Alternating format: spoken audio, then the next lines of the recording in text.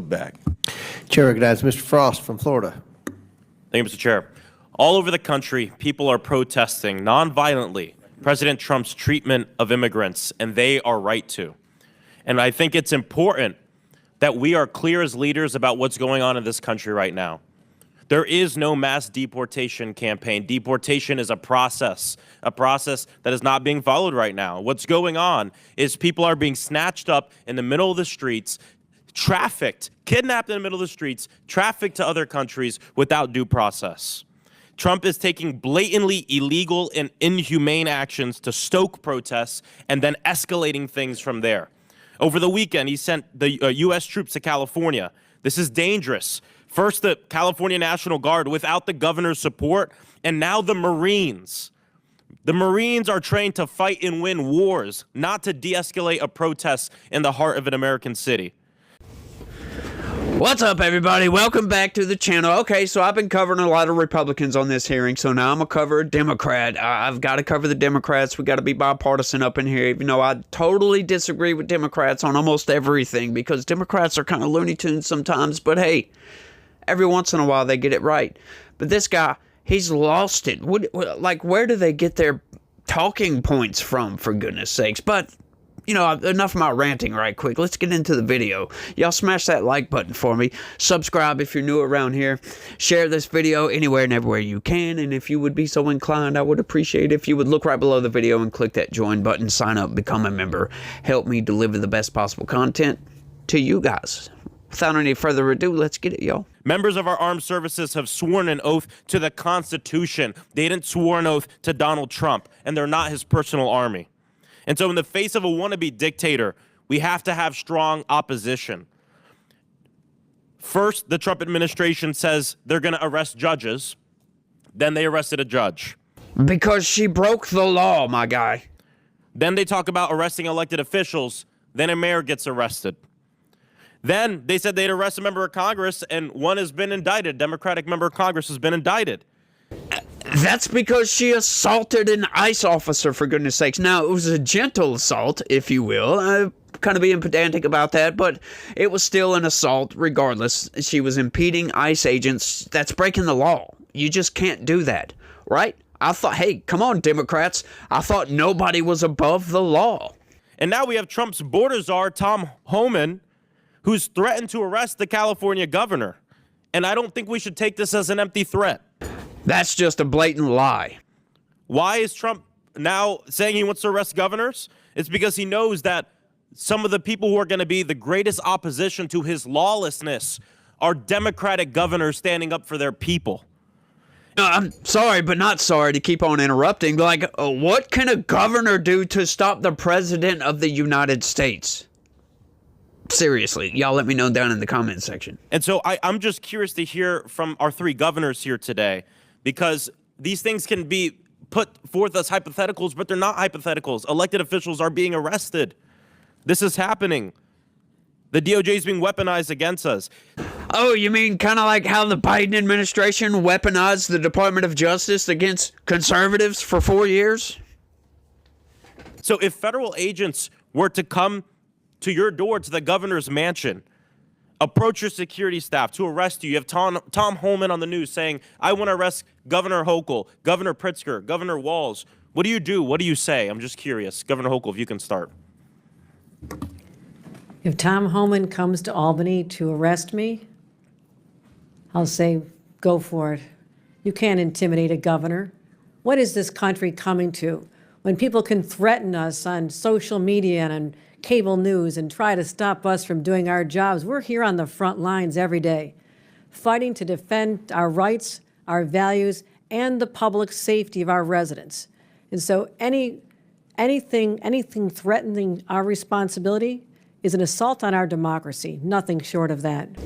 You know, you can be intimidated or not and still get arrested. You know, intimidation, that's irrelevant to being arrested. If you break the law, you break the law. If you break the law, you're going to get arrested. Thank you, Congressman. Let me begin by saying I have the highest duty to protect the people of my state. And indeed, if Tom Homan were to come to try to arrest us, I can say, first of all, that He can try. I can also tell you that I will stand in the way of Tom Homan going after people who don't deserve to be frightened in their communities, who don't deserve to be threatened, terrorized. I would rather that he came and arrested me than do that to the people of my state. Okay, ICE is not going after American citizens, so clearly he's talking about criminal aliens, people that are not of this country. So he is actually admitting that he would break the law to stop ICE from arresting criminal aliens. Hey, if they want to play the hyperbole game, we can play the hyperbole game all day long. Well, thank you, Congressman. And I was just sitting here listening today again. There's many of you in here, friends on both sides of the aisle that I served here. The job of governor is very different than the job you're doing, but we need you. We need to work together. No one here wants to hear these horrific stories, but we have a job to do on limited resources. And equating that not doing ICE's job means we're not cooperating. We're patrolling our highways. I'm proud that Minnesota's a state third lowest in traffic deaths. If we start doing all the things at ICE, and nothing we do precludes them from doing their job. And so threatening and political, and I did not realize, I guess, I watch it, I didn't realize how much animosity there's here. We have a responsibility to the American public to work together, and I think threatening arrest on elected officials, Congressman, it doesn't help any of us. Governor Pritzker's right. Our citizens are scared and angry, and it's not necessary. We can fix this with a bipartisan border bill. Help us out. Oh, well, what is that needs fixing with a bipartisan border bill, my guy? Like, Donald Trump has proven twice now that, yeah, you can clean up the southern border. You can secure the southern border. He didn't do it as well as he did the first time as he's done it this time. The first time it wasn't necessarily secure, but it's secure now. Like, I was one of these proponents that, oh, we'll never secure the border, and it's damn near secure at this point. So what are you talking about? Well, we need bipartisan legislation to fix the border. No, Donald Trump has done that through executive action. Thank you, Governor. I want to end by saying former Governor and now Secretary of Homeland Security Kristi Noem just last year said that federalizing the National Guard would be a direct attack on states' rights. And now she's cheering it on. President Trump has consolidated power so much in his own party, there's little to no, pretty much zero, opposition left to his lawlessness. We hear it in this room right now. And the last thing I want to say, too, is what's going on right now is not just a distraction from the fact that they want to pass a massive tax break for the richest Americans and take away services and things from working families, but it's to enable it. These aren't two different stories, because the only way you rip away health care from 15 million Americans in this country and not feel like you have to fear for your job or that you're going to be protested every day is by scaring the people and suppressing their First Amendment right. What's going on in Los Angeles and what this Donald Trump wants to do around the nation is directly connected to the fact that he's going to take away health care from all of these people, 15 million Americans, to benefit people like him and his donors. And it's shameful. These aren't two different things. It's the same thing. So then how do you reconcile those two, my dude? Like, seriously, how do you reconcile those? Like, I just don't get that one, because what Donald Trump has done with the National Guard, he's not sending the, once again, I'm tired of the lies on this. He's not sending the National Guard to go quell protests. You don't need National Guard. You don't need anybody to quell a protest. To protest, it's illegal to quell a legal protest in this country. What he has done has sent the National Guard to go protect federal buildings in California. He's not sending them because of the rioters. He's sending them because of the people attacking federal law enforcement. Huh. Oh, you failed to mention that, didn't you? But they're constantly lying about this. How do you reconcile that? Like, what does health care have to do with anything? What does work requirements have to do with protests in California? Not a damn thing. There's nothing. No, though you cannot reconcile those two positions right there. Taken away from 15 million Americans. Now, I haven't seen any evidence at all that people that deserve Medicare, Medicaid are going to lose Medicare, Medicaid. There are people that are on government-subsidized health care that are able-bodied adults. Why? Why are they getting health care, for goodness sakes? Why do they need health care if they're able-bodied? They shouldn't need health care. I don't have insurance, for goodness sakes, at all. I'm 44 years old. I don't have insurance, don't need insurance, knock on some freaking wood. I don't know. I just can't stand this bloviating nonsense coming from the Democrats, the lies, the hypocrisy, the double standards, all of it. It's just getting ridiculous because they just keep ramping it up. And, you know, they don't care about Americans. Well, look, I've got another clip to show you guys from that same hearing. It was, as a matter of fact, the next Democrat.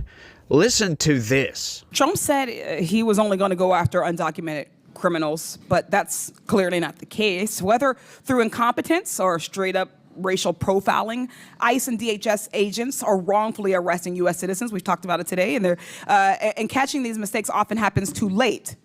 Now, when I heard that, I'm like, oh, goodness, let me go and look this up to see exactly what the Trump administration did. When did they deport a U.S. citizen? And for some reason, trying to fact check this, I couldn't find the fact check. She's obviously not lying right here, right? But, for some reason, you would figure that the news, the corporate press, would pick this up immediately, and this would be blasted all over corporate press, all over CNN, MSNBC, all over the place. But you know what? I couldn't find a single instance of what she is referring to right here, and I don't know why, because clearly she's not lying. She's clearly telling the truth here, because she said it with the utmost confidence. She just blatantly says it's obvious. As a matter of fact, Donald Trump is doing this. And for some reason, like I said, I don't know why, but the corporate press doesn't seem to want to pick this up. But, in my vigilance, I happened to find where, oh, hang on, there was a mistaken Maryland man deported to El Salvador. But come to find out, he wasn't a Maryland man. He was an El Salvadorian national. And Trump did this guy a favor and gave him a ride home, which is what Trump is doing with a lot of people that are not supposed to be in the country. I don't understand this idea with these people. They think that anybody can just come into the country and then, because you're here, you're a citizen. And they say these people aren't voting in our elections. Well, hang on. Like we heard the other day, states like New York, Colorado, California, Delaware, all these blue states, they don't inquire into somebody's citizenship status at all. So how would they know, right? States are in charge of elections. And they say, oh, the criminal aliens, they're not voting in our elections. But if you don't inquire into their citizenship status, how are you going to know if they're voting in the election or not? This is what I love. This is why I cannot be a Democrat currently. I will never be a Democrat currently. That logic is just divorced from reality. That logic, it's not, you can't even call it logic, right? It's some kind of delusional nonsense. Oh, we don't inquire about the citizenship status, but I can assure you that criminal aliens are not voting in our elections. Once again, how would they know that? I love these arguments, and Democrats constantly put themselves out on display just to get shot down by logic. It's lovely to watch. Lovely to break these down. I'm loving these. I'm loving doing these, for goodness sakes. But, these people, they're just insane. Once again, folks, they say the definition of insanity is to continue to take an action and expecting a different result from said action, right? So this is what Democrats are doing, and this is why I call them insane, because they just continue to lie in the age of information, the age of the internet, where we can actually go and fact check them and figure out if they're lying or not. They still continue to lie. They still continue to bloviate all over the place. Once again, folks, I'll always love to say this. Anytime Democrats hear something about Donald Trump, they immediately barf all over themselves and then roll around on the ground just to make sure they spread it out evenly all over their clothes and everything, just so they get nice and dirty, because that's exactly what they're doing now. I'm not going to relent even a little bit on Democrats, but I'm also not going to give Republicans an out, right? Republicans are bad too. They've spineless. They're doing a lot better than they used to. I'll give them that. I'll give Republicans that. They're doing a lot better than they used to. But, we still have a lot of squishy Republicans out there that just refuse to stand up for their principles, refuse to stand up for their morals, refuse to push back against these narratives. And it's up to pundits to push back against these narratives. And what's bad about this is the corporate press. They don't push back against these narratives either. These Democrats, they'll get interviews on CNN or MSNBC and all these places, and the corporate press never pushes back when Democrats just blatantly lie. But you get a Republican up there, and they'll push back like they'll lie, blatantly lie, pushing back against Republicans. It's insane to watch. And this is what our corporate news has become, folks. That's why we are seeing a rise in new media, which, I'm glad to be a part of. I've got a little small, tiny segment of that, but it is what it is, right? I'm still in there and I'm still doing my thing. Which, by the way, go check out my next couple of videos. I got some more news for you guys. We're going to be reading the news and going over the manipulations. So y'all make sure and check that out. Y'all do me a favor and smash that like button for me. Subscribe if you're new around here. I would love to have you. And share this video anywhere and everywhere you can. Click that join button. Sign up, become a member, because I need y'all's help, y'all. But outside of all of that, y'all do all that for me. Let me know what you think about all this down in the comment section. And y'all try to have a good day. Stay legitical. Peace.